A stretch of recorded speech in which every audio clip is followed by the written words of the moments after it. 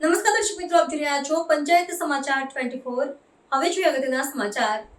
સંજેલીમાં ખાતરની ઊંચી વસૂલાતનો આક્ષેપ, પ્રતિ થેલી ₹350 સુધી ચૂકવવા ખેડૂતો પર ભાર।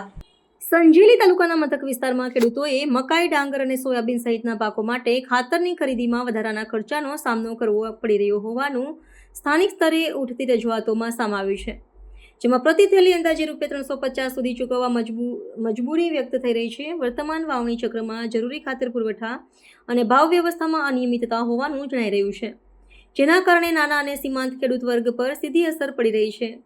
સ્થાનિક ખેડૂતોના જણાવ્યા મુજબ વિતરણ કેન્દ્રોએ ઉપલબ્ધતા, બિલો અને વહેંચણી સમય વિશે પૂરતી પારદર્શિતા ન રાખવાથી બજારમાં ઊંચા ભાવે ખરીદીનો દબાણ સર્જાયો છે, જ્યારે ખાનગી ચેનલોમાં વધારાની વસૂલાતનો ભાર સીધો ખેડૂતો પર આવી રહ્યો છે। ખેડૂતોનું કહેવું છે કે મોસમની અનુકૂળ સ્થિતિ વચ્ચે સમયસર ખાતર ન મળવાથી વાવણી લંબાઈ છે અને ઉપજ પર પ્રતિકૂળ અસર પડી છે, જે અંતે ઉત્પાદન ખર્ચ વધારી નવો લાભ ઘટાડી દે છે। કૃષિ ક્ષેત્રના જાણકારો સૂચવે છે કે ખાતર પુરવઠા માત્ર પૂર્વ આયોજન, પારદર્શક પર જાહેરનામું અને કડક દેખરેખ જરૂરી છે, જેથી ગેરવસૂલાત અને કાળાબજારી જેવી પ્રવૃત્તિઓને રોકી શકાય।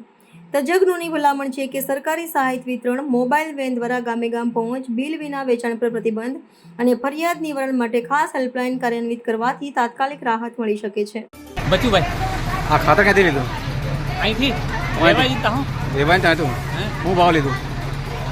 350 350। સરકારનો નિયમ મુજબ તો બધો 56નો ભાવ છે ને? એ સાહેબ એટલો છે ને? હા, તો તમે આટલા ભાવ ખાતર કેમ લીધું?